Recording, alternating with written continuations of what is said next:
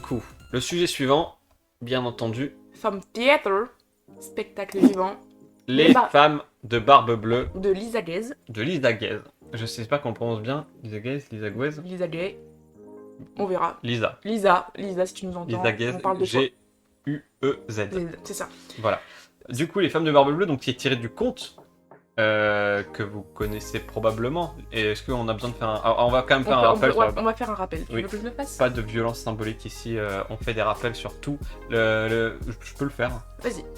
Les barbes bleues, donc qui est cet homme avec une barbe bleue, comme son nom l'indique, et qui a une femme à qui il donne une clé. Il lui dit voilà, je te donne la clé, mais tu n'as pas le droit d'ouvrir le cabinet de la maison. À l'entresol. Voilà, c'est ça. Donc là, il y a une porte, il y a une clé, mais tu l'ouvres pas. Forcément, là, je fais un raccourci. Hein. La femme, elle finit par ouvrir le cabinet. Là, il y a 6 corps suspendus, c'est glauque. Et elle, Barbe Bleue la tue. Ou elle la tue? Non. Non, il la tue. Ouais, il la tue. Ouais, voilà. Donc voilà. Donc puis ça se finit. Enfin voilà. Donc Barbe Bleue, en gros, c'est un tueur en série. C'est ça. Globalement. 2 femmes. Et donc, Lisa Gaze, ce qui l'a intéressé dans ce... Alors, Barbe Bleue, autant vous dire que c'est une... Vous verrez beaucoup d'adaptations au théâtre et peut-être au cinéma ces prochaines années parce que c'est une figure qui vient reprendre les thématiques, bien sûr, de la masculinité toxique et du féminicide. Donc, c'est un conte qui est intéressant de revoir aujourd'hui. Lisa Gaze, ce qui l'a intéressé dans ce conte, c'est les trous qu'il laisse. C'est-à-dire que elle dit, oui, mais... qu'est-ce qui fait que d'un coup la femme elle ait envie d'ouvrir la porte alors qu'elle sait qu'il y a du danger derrière, elle sait qu'elle a pas envie de savoir ce qu'il y a derrière, elle se demande comment expliquer tous ces trous qui sont laissés dans le texte, et donc elle a proposé à 5 comédiennes qui travaillent avec elle de venir avec leurs imaginaires combler ces trous là, d'imaginer mais qu'est-ce qui s'est passé dans la tête dans le conte original Barbe Bleue à 7 femmes, dans celui-ci il en a 5. Qu'est-ce qui s'est passé dans la tête de ces 5 femmes pour qu'elles finissent par ouvrir la porte? Et surtout, qu'est-ce qui s'est passé pour qu'elles vivent avec un monstre pareil? C'est ça. Donc, elle monte un spectacle où on a un récit de 5 femmes qui parlent les unes après les autres. Elles viennent parler de leur expérience avec Barbe Bleue, où chacune explique sa rencontre, comment elle a vécu avec lui, et finalement, comment elle a fini par ouvrir la porte du cabinet, comment elle est morte. C'est ça. Il y avait plusieurs choses intéressantes dans les récits, c'est que déjà les récits se passaient dans des lieux différents. Donc la maison de Barbe Bleue, c'était tour à tour une maison dans la campagne, une maison comment? En Bourgogne. Une maison en Bourgogne, une maison dans une rue, un manoir, un appartement. La maison de Barbe Bleue, si vous voulez, c'était la maison qui pouvait être n'importe quelle maison. C'est là que il y a un premier trou qui est comblé par l'imaginaire des comédiennes, c'est à quoi ressemble la maison de Barbe Bleue. Et finalement, c'est la maison de tout le monde. Il y a pas de Barbe Bleue. Le Barbe Bleue, c'est une figure symbolique. D'ailleurs, Barbe Bleue n'apparaît jamais dans la pièce de théâtre. Non. Barbe Bleue, c'est quelque chose qui... Enfin, c'est la personne qui tue les femmes ou la personne qui... Enfin, les violeurs, etc. C'est pas une... Il n'y a pas de physique. On sait tous et toutes que... Voilà, c'est des gens qu'on peut pas voir dans la rue. Enfin, bref, tout ça est compliqué. Donc, elle s'empare de cette question-là. Elle s'empare de cette question-là, et donc chacune va faire son récit, et effectivement le récit va être très différent. Il y en a une qui va être enfermée, et il y en a d'autres, les 4 autres, elles sont là de leur plein gré en fait. Elles font le choix d'être là. Il y en a une qui carrément est là pour une enquête, et elle est convaincue que Barbe Bleue est un assassin, et elle essaye de tout faire pour... elle le pousse à bout en essayant de faire en sorte de prouver qu'il est l'assassin. Donc vraiment, elles sont toutes dans une relation où elles sont amoureuses d'un homme, qui représente un danger, et même pour une d'entre elles où elle sait qu'il est un danger et elle espère qu'il est un danger. Donc Lisa Gaze, en fait, elle s'intéresse là sur la manière dont les femmes sont auto-conditionnées et où elles vont être, on va tellement les matrixer dans des rôles et dans des romantisations de violence qu'elles vont avoir ce qu'elle appelle un Barbe Bleue intérieur. Et là encore, c'est pour ça que le Barbe Bleue n'existe pas, n'est pas au plateau. C'est parce que le Barbe Bleue, en fait, il est intériorisé. Le Barbe Bleue n'existe que dans les femmes. Alors évidemment, elle raconte une histoire où il est présent physiquement, mais symboliquement dans le spectacle, les femmes vont se débarrasser de leur propre Barbe Bleue, à savoir la représentation de ce qui en elles les oblige à, les fait se sentir obligées à faire certaines actions. Donc c'est assez intéressant, puisque notamment celle qui m'a le plus marqué, je vais éternuer à un moment donné, je suis désolé, on n'a pas de... Bouchez-vous les oreilles parce qu'on n'a pas de truc pour atténuer le son. Non, je regarde.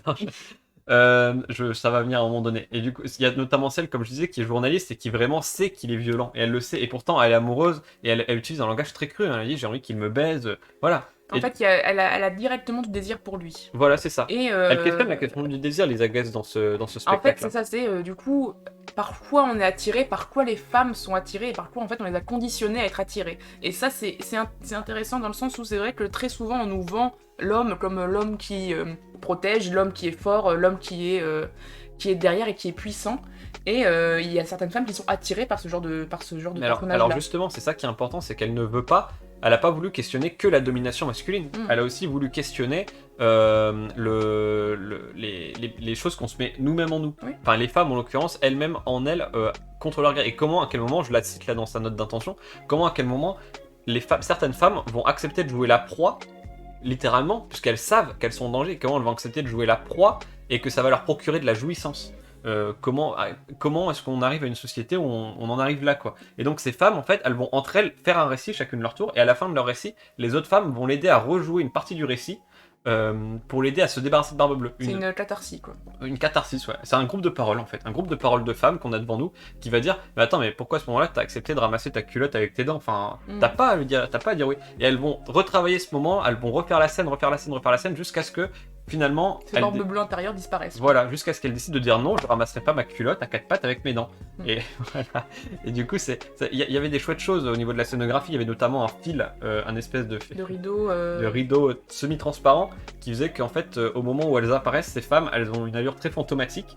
Il y a un moment où, notamment, en fait, la première femme qui parle raconte le début de l'histoire. Elle raconte le moment où elle hésite à aller dans le cabinet. Les 4 autres femmes font leur groupe de parole, expliquent comment elles sont mortes. Et la 5e femme reprend la parole à la fin pour expliquer ce qu'elle fait dans le cabinet, le retour de Barbe Bleue et comment elle est morte ou comment elle n'est pas morte. Je vous laisse découvrir le spectacle, puisque comme c'est la dernière femme, forcément, il y a un suspense de savoir est-ce qu'elle va mourir ou est-ce qu'elle va réussir à se débarrasser de Barbe Bleue. Donc il y a toute cette réflexion. Donc vraiment la question du groupe de parole entre femmes, comment est-ce que les femmes, elles seront pas mortes pour rien, comment est-ce qu'elles vont, grâce à leur mort finalement, elles vont réfléchir entre elles à comment est-ce qu'on aurait pu ne pas mourir, comment est-ce qu'on aurait pu dire non à un moment donné pour accompagner les futures femmes finalement à réussir à trouver les faiblesses de ce Barbe Bleue qui est à la fois, encore une fois, une personnalité qui n'est pas présente au plateau mais qui est physiquement présente dans le récit, qui est donc l'entité violente masculine et surtout le Barbe Bleue intérieur. Comment est-ce que moi à un moment donné je lui dis non, c'est pas normal que je fasse un article où je sais qui est le criminel et où je veux qu'il me... Enfin, je l'attends à poil pendant plusieurs heures dans une armoire. Il y avait vraiment des trucs... Et c'est traité avec beaucoup d'humour. Hein. En tout cas, c'est voulu avec beaucoup d'humour. Et voilà, donc c'était un spectacle qui était intéressant sur son propos. Maintenant, je pense que le retour que Louise et moi on a, c'est que c'est un spectacle qui aurait... En fait, c'était un peu... linéaire. Dans la manière, on a beaucoup aimé. Hein. Attention, c'était un chouette spectacle. Enfin, on a aimé, c'était un chouette spectacle. Le seul truc, c'est que c'était un peu linéaire dans la manière dont c'était raconté. Ouais. C'est-à-dire qu'en fait, c'est vraiment, comme je le disais, c'est 5 récits de femmes qui parlent les unes après les autres. Il n'y a pas de... Enfin, c'est 5 récits de femmes.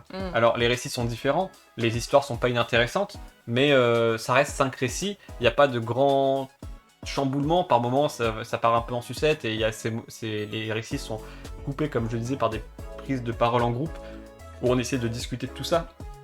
Mais globalement, ça reste un récit qui est linéaire. Et moi, j'ai trouvé que ça aurait gagné à être un peu plus... un peu plus chamboulé au niveau de la manière dont c'est écrit, je sais pas, mais enfin voilà, c'est peut-être là où je suis un peu resté sur ma faim de mon côté. Ça veut pas dire que c'est un mauvais spectacle, hein, bien sûr, c'est juste une critique que je fais parce que moi c'est ce qui m'a laissé un peu sur ma faim. Maintenant, c'était globalement un bon spectacle, juste je fais ce retour-là. Tout à fait. Voilà.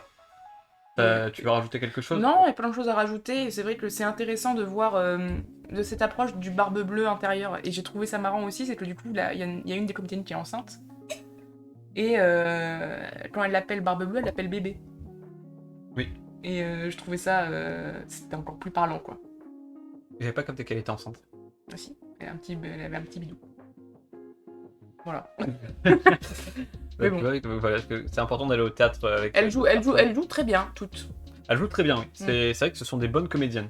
Et à noter que ce spectacle a été créé en 2017 et qu'à la base c'était un spectacle qui était créé un peu dans des squats, dans des appartements, et que je crois que c'est presque par hasard hein, qu'il a été monté dans des... et que finalement il a eu une grosse tournée. Ouais. Je crois qu'il a joué, il s'est fait découvrir lors du festival Impatience il y a quelques années, qui est un festival de création contemporaine, et je crois que c'est là qu'il s'est fait découvrir. Il a remporté le prix du jury, si je dis pas de bêtises. Donc voilà, alors si ça vous intéresse, si la thématique des féminicides, etc. vous intéresse, on vous met la tournée, c'est au-dessus, voilà. Donc la tournée, ça tournera d'ici la fin de l'année, ça tournera à Tremblay en France, dans le 9-3, région parisienne, mon pote, en janvier, à Jarny dans le 54, en mars, à Paris, du 17 au 30 mars, à Fécamp le 1er avril, à Chartres le 7 mai, à Aix-en-Provence les 12 et 13 mai, et à Lyon les 1er et 2 juillet 2022, oui. Après, je sais pas s'il y aura une tournée en 2023, ça m'étonnerait parce que ça fait quand même un moment qu'il tourne ce spectacle. Donc vous pouvez regarder un peu les lieux dans lesquels ça tourne, voir si c'est à côté de chez vous. Ça tourne du coup relativement partout en France. Ouais, là, ça tourne bien, là. Ouais. Et du coup, enfin voilà, juste fin de la vanne quoi. Regardez si ça passe à côté de chez vous et que ça vous intéresse, n'hésitez pas à y aller. En plus, ça tourne à Paris pendant un petit moment, ça tourne pendant 15 jours à Paris. Donc voilà, pour nos amis parisiens, les Lyonnais aussi, dans le sud. Dans le nord, du coup, il n'y a plus trop de trucs. Hein. Non. À Fécamp, nos amis normands, ouais, big up. Faut quand même aller en Normandie quoi. Bah, nous on peut aller à Paris, les Lillois et les Valence, c'est pas très loin, Paris ça va, c'est accessible. Donc voilà, un spectacle que vous pouvez aller voir si cette thématique vous intéresse. Tout à fait. Et c'est un spectacle, c'est un truc très simple en fait. C'est une scénographie il y a 5 chaises, un rideau derrière et c'est tout quoi. Peut-être que c'est le spectacle avec la scénographie la plus simple dont on ait parlé sur Côté Court. C'est vrai. Et c'est bien aussi de voir des spectacles comme ça qui sont un peu plus épurés. Voilà, parce qu'il n'y a pas que des grosses productions. Et là, de toute façon, il y a vraiment pas besoin de gros décors parce qu'en fait, elles font vivre le truc de manière assez précise. Elles le racontent. Et d'ailleurs, elles décrivent énormément en fait la maison de Barbe Bleue. Tout à fait. Alors, est-ce qu'il y en a dans le chat?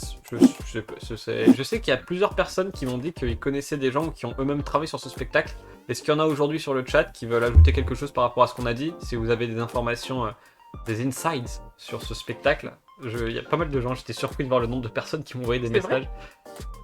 Hier, j'ai croisé quelqu'un par hasard sur le spectacle que j'avais pas vu depuis 6-7 ans, qui a travaillé dessus.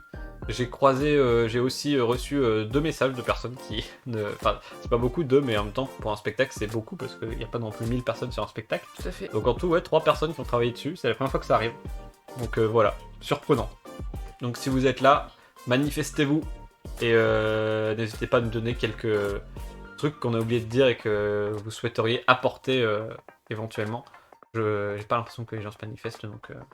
Oui, après, comme c'est du théâtre, enfin du spectacle vivant, on sait qu'il y a quand même il y a moins de gens qui ont potentiellement vu la pièce, même si ça fait quand même 7 ans que ça tourne. Tout à fait. Mais Tout à fait. on ne vous en veut pas. Bien sûr.